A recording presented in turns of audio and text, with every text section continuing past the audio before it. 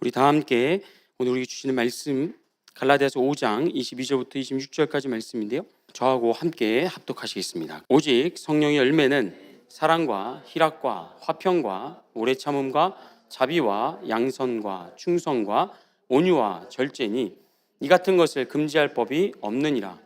그리스도 예수의 사람들은 육체와 함께 그 정욕과 탐심을 십자가에 못 박았느니라. 만일 우리가 성령으로 살면 또한 성령으로 행할지니 헛된 영광을 구하여 서로 노엽게 하거나 서로 투기하지 말지니라. 아멘. 오늘 이 시간에는 성령의 두 번째 열매인 희락을 살펴보면서 하나님의 은혜를 나누고자 하는데요. 본론으로 들어가기 전에 먼저 성령의 열매가 갖고 있는 특징들에 대해서 간단하게 제가 정리해 드리겠습니다.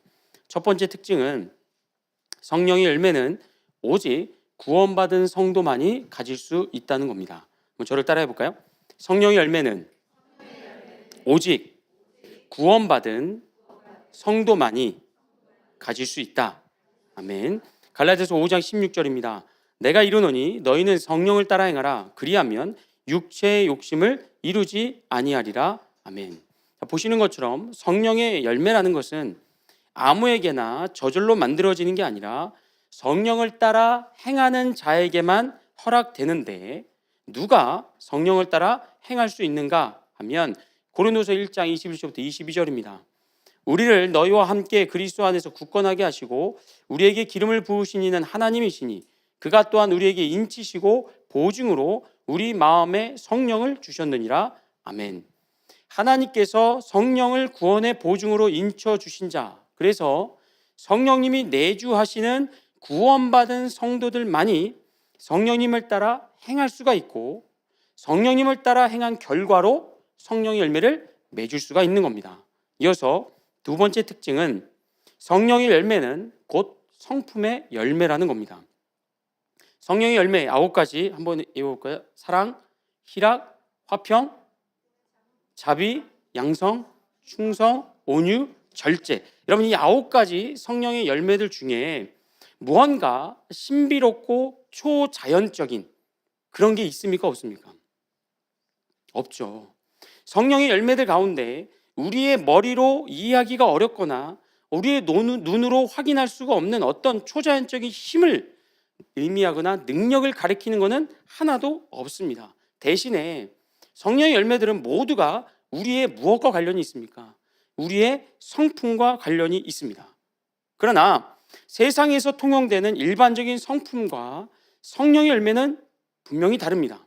그 깊이와 넓이와 그 영향력과 파급력이 있어서 세상에서 일반적으로 이야기하는 성품과 성령의 열매에서 다루는 성품은 아주 다른데, 구체적인 내용은 제가 뒤에 가서 설명을 드리고요. 세 번째 특징이 있습니다. 세 번째 특징은 이 9가지 성령의 열매들이 하나라는 겁니다. 자, 저를 또 따라합니다. 성령의 9가지 열매는 하나다. 그런데 하나라고 하기에는 뭔가 좀 이상합니다. 왜냐하면 성령의 열매가 몇 개가 소개된다고요? 9개가 소개되기 때문이에요.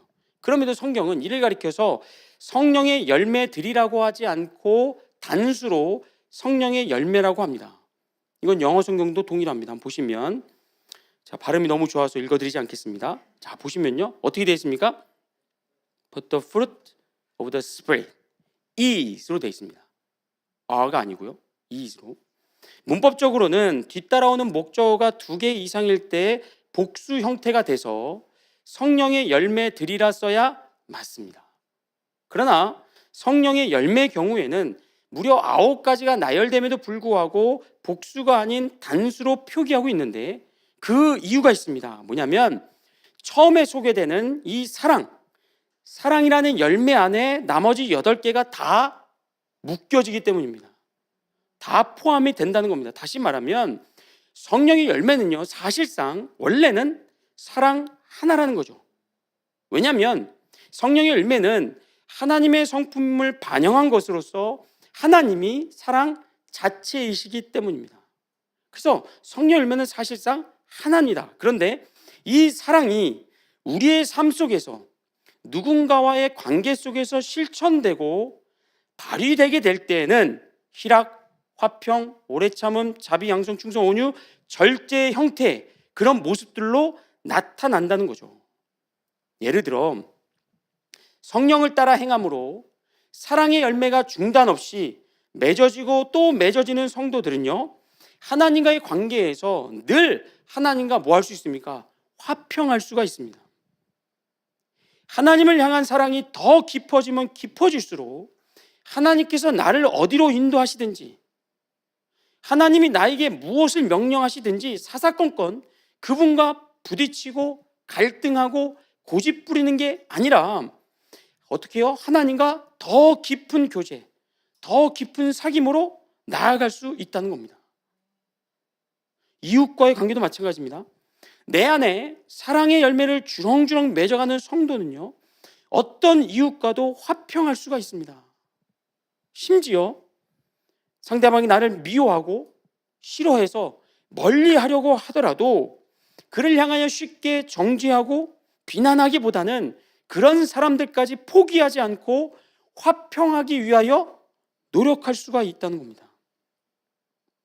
이런 일이 가능한 것은 희락부터 절제까지 모든 성령의 열매들은 사랑에서부터 시작되며 하나님과 이웃을 더 사랑하게 하는데 그 목적이 있기 때문입니다. 이렇듯 사랑이 다른 열매들의 시작과 끝이 되고 존재의 목적이 되기 때문에 성경은 성령의 9가지 열매를 열매들이라고 하지 않고 단수로 열매라고 표기하고 있는 겁니다.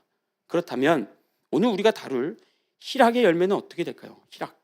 이거 좀 쉽게 좀 기쁨으로 바꾸겠습니다. 성령님께서 우리 가운데 더 큰 기쁨, 더 넓고 더 풍성한 기쁨의 열매를 맺는 목적은 우리로 하여금 뭡니까? 더 사랑하도록 하기 위함이라는 겁니다. 누구를 더 사랑하도록요? 하나님과 이웃을 더 사랑하도록 성령님께서 우리 안에 기쁨의 열매를 날로 풍성하게 맺는다는 겁니다. 앞에서 성령의 열매들은 모두 우리의 성품과 관련된다고 했습니다.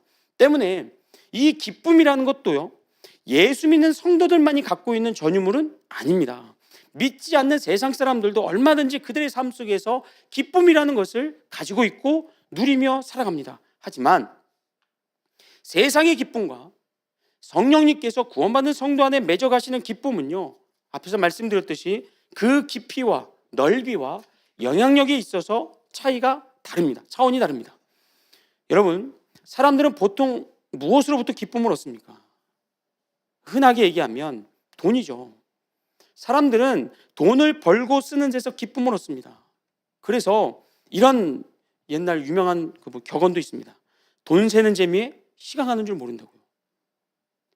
그리고 그렇게 돈을 벌고 그것을 가지고 먹고 입고 여행하고 인생을 최대한 즐기는 데서 그들은 기쁨을 얻습니다. 또는 어떤 목표를 이루고 성취하는 데서 기쁨을 또한 얻습니다. 더 좋은 대학에 들어가고 더 나은 외모를 갖고 더 나은 배우자와 결혼하고 더 높은 연봉을 추구하고 더 크고 좋은 집을 사서 거기서 거하는 등등 어떤 목표를 이루고 그 목표를 성취하는 데서 기쁨을 누립니다. 또 어떤 사람들은 남을 돕는 구제하면서 봉사하면서 나눔을 통해서 또한 기쁨을 얻습니다. 그러나 우리가 이 세상에서 돈으로 우리의 노력과 실력과 애씀으로 얻을 수 있는 기쁨은 반드시 조건과 상황이 맞아야만 합니다. 한 번쯤은 여러분 들어보셨을 텐데 이런 이야기입니다. 어떤 사람이 $100짜리 US입니다. US 100달러짜리 지폐가 가득 들어있는 가방을 메고 지금 사하라 사막을 걸어가고 있습니다. 근데 가다 보니까 가지고 있던 물을 다 마셔버린 겁니다. 그런데 주위를 아무리 둘러봐도 끝없이 펼쳐져 있는 모래 외에는 물을 파는 가게나 물을 가지고 지나가는 사람을 찾을 수가 없는 겁니다. 설상가상으로 핸드폰도 고장이 나서 위치 추적도 안 되고 SOS에도 칠 수 없는, 그래서 누군가의 도움을 청할 방법이 전혀 없는 그런 상황에 처해 있는 겁니다. 그 사람에게 여러분, 가방 안에 가득 들어있는 US $100짜리 돈 뭉치가 기쁨을 줄 수 있겠습니까? 오히려 무거운 돈가방이 그를 더욱 지치게 만들지 않겠습니까? 이처럼 돈이란 그 돈을 쓸 수 있는 상황에서는 어느 정도의 기쁨을 줄 수 있습니다. 그러나 돈을 우리는 물처럼 마실 수가 없고요. 돈 자체가 타들어가는 갈증을 해결해 주지를 못합니다. 마찬가지로 어떤 목표를 세우고 성취하는 것도, 다른 사람을 돕는 것도 육체가 건강하지 않으면 불가능한 얘기입니다. 뜻하지 않은 사고를 당해서 꼼짝 못하고 병상에 누워만 있는 그런 사람들에게 세상의 인기나 성공을 목표로 삼을 수 있겠냐 말이죠. 제가 어렸을 때 한번 병원에 입원한 적이 있었습니다. 중환자실이었는데, 그때 여러분 중환자실에 계셨던 분들, 그분이 조용하게 읊조리는 기도의 제목을 그때는 제가 잘 이해를 못했지만 지나와서 돌이켜보니까 그분들 가운데 누구도 돈 많이 벌게 해주세요, 뭐 세상에서 성공하게 해주세요, 잘 나가게 해주세요, 그렇게 기도하신 분은 없습니다. 생명이 오늘 내일 하시는 그분들에게 있어서 가장 중요하고 가장 반복적인 기도의 제목은 뭡니까? 제발 한 번이라도 이 병상에서 일어나서 병원 밖에 나가 자유롭게 호흡하고 좋아하는 사랑하는 사람과 함께 길을 걸을 수 있는 그런 사소한, 너무나 소소한 행복을 달라라고 간절하게 기도하는 겁니다. 당장 내 목숨이 위태로운 상황에서 누구를 위하여 구제하고 봉사하는 거 여러분 불가능합니다. 물론 제가 말씀드린 예들은 조금 극단적이라 우리가 흔하게 경험하지는 못할 수 있습니다.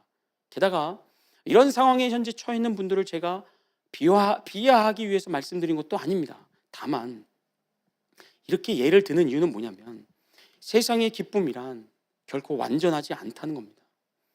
그게 돈이든 목표든 남을 돕는 일이든 종류는 달라도요, 반드시 세상이 주는 기쁨은 그에 맞는 조건과 상황이 갖춰질 때에만 기쁨을 얻을 수 있다는 겁니다. 그런데 문제는 뭡니까? 내 맘대로 내가 원하는 조건을 만들어낼 수가 없다는 겁니다. 세상은 너무나 불완전해서 계획에도 없던 힘든 문제를 우리는 수시로 만날 수 있습니다. 또는 자이든 타이든 어떤 실수로 인하여 내가 세운 목표와 계획이 아주 엉망이 되어버릴 수 있습니다. 그렇게 되면 어떻게 됩니까? 순식간에 그 전까지 가지고 있었던 기쁨은 슬픔으로 변화됩니다. 입에서는 원망과 불평이 터져나오고 탄식과 한숨에 짓눌려 버릴 수 있습니다. 나아가 과거에 기뻐했던 일, 즐거웠던 추억들은 오늘 오히려 나의 고통을 더 가중시킬 뿐입니다. 그래서 심하면 여기서 벗어나고자 해서는 안 되는 것들에 중독되어 인생을 더 깊은 나락으로 떨어뜨릴 수도 있습니다. 사랑하는 성도 여러분, 세상에서 얻을 수 있는 기쁨이란 이처럼 조건적이고 불완전합니다. 완전하지 못하고 위태롭습니다. 그러나 성령의 열매인 기쁨은 세상의 조건들과는 무관하다는 겁니다. 이 세상에 속한 것에서부터 만들어지는 게 아니기 때문에 세상의 성공과 실패, 무엇을 가졌느냐 가지지 못했느냐, 많이 있느냐 적게 있느냐 관계없이 성령님께서 내 안에서 맺어가시는 기쁨의 열매는 변함이 없습니다. 오히려 우리의 괴로움을 찬송으로 바꿔주시고요, 원망하고 불평할 수밖에 없는 상황에서도 우리의 입에서 감사가 나올 수 있도록 역사할 수 있다는 겁니다.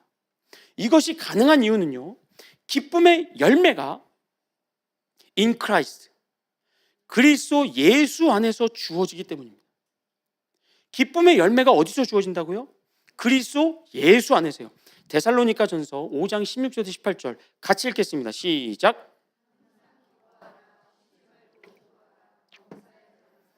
이것이 그리스도 예수 안에서 너희를 향하신 하나님의 뜻이니라. 아멘. 이런 말씀을 잘 보시기 바랍니다.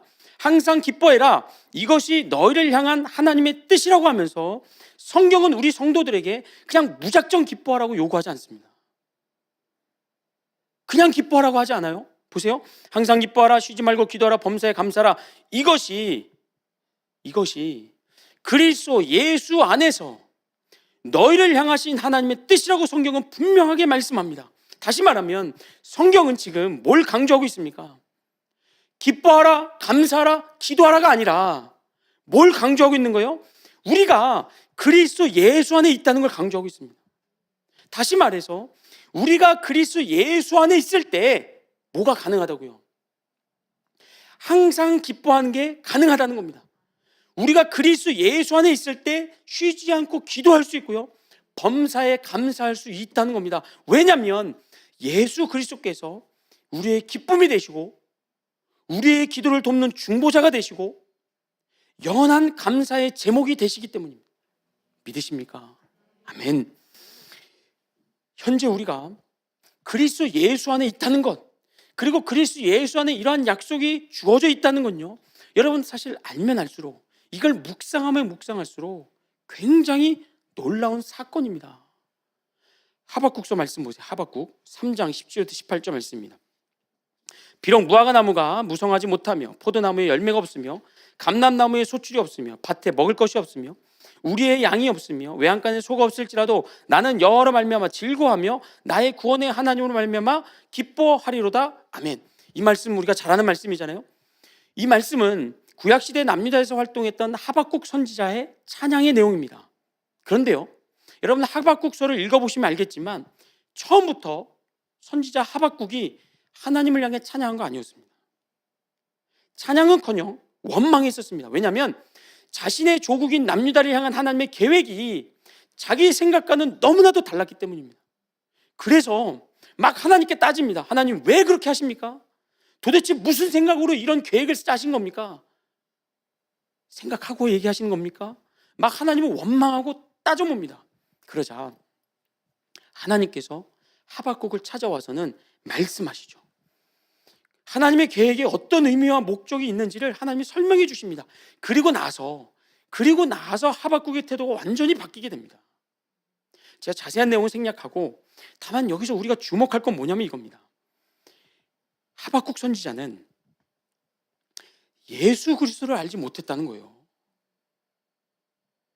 성자 하나님이신 예수님께서 직접 이 땅에 우리 인간의 모습으로 오셔서 우리의 죄의 사함을 위하여 가진 핍박과 고통과 수치를 당하시고 십자가에 달려 죽으신 사실을 그는 몰랐습니다. 하나님께서 자신의 독생자를 내어주시기까지 우리를 얼마나 사랑하시는지를 선지자 하박국은요, 정확히 알지도 못했고 경험하지도 못했습니다. 그저 그가 체험한 건 뭐였습니까? 하나님의 말씀뿐이었다는 거예요. 그런데도 그 하나님의 말씀만 듣고도 하나님을 원망했던 태도가 찬양으로 바뀔 수 있었다는 겁니다. 그리고 그 찬양의 내용이 어떻다고요? 보통이 아니라는 거죠. 비록 무화과 나무가 무성하지 못하며 포도나무에 열매가 없으며 감람나무에 소출이 없으며 밭에 먹을 것이 없으며 우리의 양이 없으며 외양간에 소가 없을지라도, 여러분 요걸요 조금 더 우리가 현실감 있게 표현하면 뭐가 되는 겁니까? 지금 내가 갖고 있는 모든 소유가 다 빼앗기고 다 사라져서 빈털터리가 되고 한없이 가난해지고 비천해진다 하더라도 뭐 할 수 있다고요? 기뻐할 수 있다고요. 여호와 하나님만 함께 계시면, 여호와 하나님의 구원만 보장된다면 세상에서의 재미, 만족, 배부름, 성공, 인기 이런 거 하나 없어도 뭐 할 수 있다고요? 즐거워할 수 있다고요. 기뻐할 수 있다는 겁니다. 여호와 하나님만 계셔도. 그러나 오늘 우리는 어떻습니까? 오늘 우리에게는 하박국 선지자처럼 하나님의 말씀만이 아니라 그 말씀 자체이신 예수님께서 우리를 위하여 이 땅에 오셨다는 걸 우리는 압니다. 로마서 8장 31절부터 32절입니다.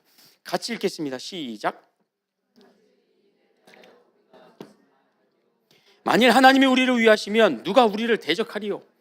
자기 아들을 아끼지 아니하시고 우리 모든 사람을 위하여 내주시니가 어찌 그 아들과 함께 모든 것을 우리에게 주시지 아니하겠느냐? 아멘. 여러분 이 말씀 잘 이해하셔야 됩니다. 오해하시면 안 돼요. 예수님 줬으니까 다른 거 더 주겠다는 얘기가 아닙니다.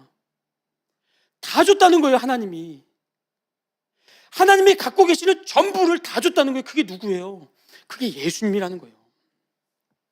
예수님은 단순한 하나님의 아들이 아니라는 겁니다.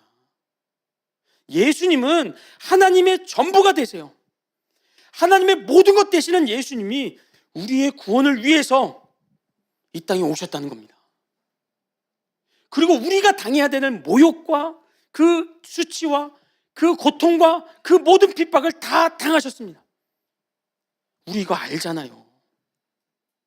알 뿐만 아니라 우리는 이걸 믿고 있습니다. 그리고 그 믿음으로 말미암아 우리는 죄사함과 영생을 선물로 받았습니다. 그리고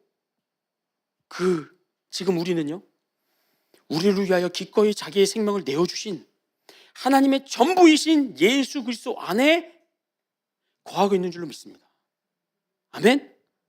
그러니 우리가 예수님 안에서 기뻐하지 않을 수 있겠냐 말이죠. 이걸 알면 예수님 안에 충만한 죄사함의 기쁨, 죄를 이길 기쁨, 구원의 기쁨, 영생의 기쁨, 천국 소망의 기쁨, 또 뭐가 있습니까? 하나님의 자녀가 됨의 기쁨 등등. 여러분 일일이 나열하기 시작하면 며칠 밤을 세워도 부족할 만큼 그 넘치는 기쁨이 예수 그리스도 안에 충만하게 있는데 뭐가 더 필요하냐 이거예요. 무슨 기쁨이 더 필요하냐 이거예요. 이걸 깊이 깨달았던 바울이요, 이렇게 고백을 하잖아요. 빌립보서 4장 4절이에요. 주 안에서 항상 기뻐하라. 내가 다시 말하노니 기뻐하라. 여러분 이 고백을 할 때 바울은요, 저기 막 지중해가 확 내비치고 그저 막 햇볕이 부서지는 백사장 위에서 뛰놀면서 이거 한 거 아닙니다. 이렇게 고백한 거 아니에요. 차짓한 로마 감옥, 거기에 감금되어져 있었습니다. 왜 거기가 있었습니까? 예수 그리스도 때문에요. 복음 전하다가 붙잡혀서 거기 갔잖아요. 그런데도 어떻게 바울은요, 그런 상황에서 어떻게 항상 기뻐하라, 내가 다시 말하노니 기뻐하라고 외칠 수 있었냐 이거죠. 어떻게? 주님 안에 있었기 때문에요. 그가 주님이라고 부르는 예수 그리스도 안에서 세상의 돈이나 명예나 성공으로는 절대 살 수 없는 그 넘치는 기쁨을 그가 누리고 있었기 때문에 그는 지금 자기보다 더 자유롭고 더 나은 환경에 있는 성도들에게 자신 있게 외칠 수 있었던 겁니다. 뭐라고요? 주 안에서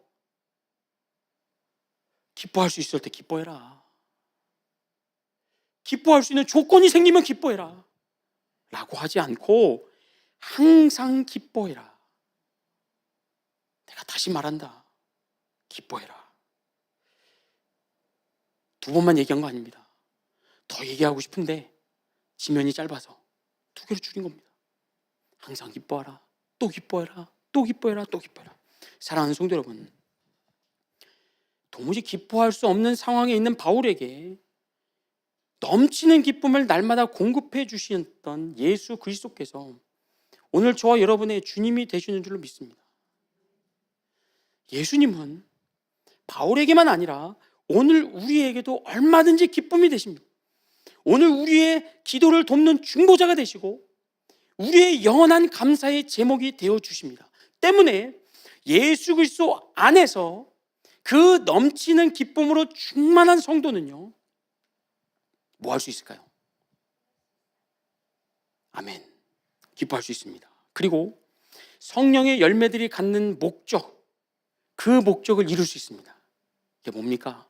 하나님을 더 사랑할 수 있습니다. 우리를 구원하시고 예수 그리스도 안으로 우리를 넣어주신 하나님을 어제보다 오늘, 오늘보다 내일 더 사랑하게 되는 줄로 믿습니다. 나아가 하나님을 향한 이 사랑은요, 그냥 우리 안에만 머물지 않습니다. 성령의 열매인 목적 그대로 반드시 내 이웃에게로 흘러갑니다. 갈라디아서 5장 25절부터 26절입니다. 현대인의 성경 버전으로 제가 읽어드립니다. 만일 우리가 성령님을 따라 산다면 그분의 가르침을 실천해야 할 것입니다. 그러므로 우리는 잘난 체하지 말고 서로 다투거나 미워하지 맙시다. 성령을 따라 행하는 성도, 그래서 예수 그리스도 안에서 기쁨으로 충만한 성도에게 하나님의 말씀에 순종하는 건요, 대단한 업적이 아니라는 겁니다. 그걸 가지고 잘난 체하거나 나는 하는데 왜 너는 못해? 나는 예배 안 빠지는데 왜 너는 예배 빠져? 나는 기도하는데 너 왜 기도 안 해? 나는 헌금 이만큼 하는데 너 왜 그거밖에 안 해? 그리스도 예수 안에서 기쁨으로 충만한 성도는 잘난 체하지 않는다고요. 왜요? 당연한 거니까요. 당연한 거. 되게 하면 제가 울 것 같아서 안 하고, 지극히 당연한 겁니다. 그러니 잘난 체할 수가 없죠. 다투거나 미워할 수가 없는 겁니다. 왜냐하면 그리스도 예수 안에는 그 넘치는 기쁨으로 충만해져서 다른 사람을 향한 미움과 다툼이 도무지 들어올 틈이 없기 때문이에요. 그런 악한 마음이 자리할 틈이 없는 겁니다. 기쁨으로 가득 차 있어가지고 꾹꾹 눌러 담아가지고 다른 악한 것 때문에 들어오지 못하는 겁니다. 이제 말씀을 정리하려고 합니다.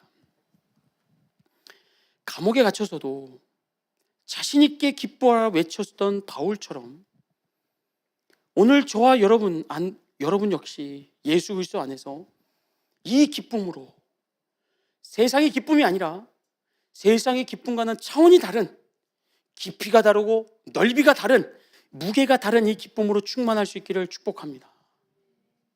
그리고 그 기쁨으로 하나님을 더 사랑하시고요, 그 사랑으로 이웃을 더 사랑할 수 있기를 주의 이름으로 축복합니다. 우리가 그렇게 사랑하면 세상이 물을 겁니다. 도대체 뭐 때문에 그렇게 사랑하십니까? 당신은 도대체 뭐 때문에 나보다 더 못 사는 것 같고, 나보다 더 못난 것 같고, 나보다 더 가진 거 없는 것 같은데 어떻게 당신은 그렇게 기뻐할 수 있습니까? 어떻게 그렇게 사랑할 수 있습니까? 라고 물을 때가 반드시 올 겁니다. 그때 여러분 자신 있게 선포하시기 바랍니다. 주님 안에서 가능합니다. 예수 그리스도 안에 있으면 이 기쁨으로 충만해질 수 있습니다. 예수 그리스도 안에 있으면 이 사랑으로 충만해질 수 있습니다. 그러니 당신도 예수 믿지 않겠습니까? 이런 확신 있는 고백, 넘치는 기쁨, 넘치는 사랑으로 충만하시는 저 여러분 되기를 주의 이름으로 축복합니다. 아멘.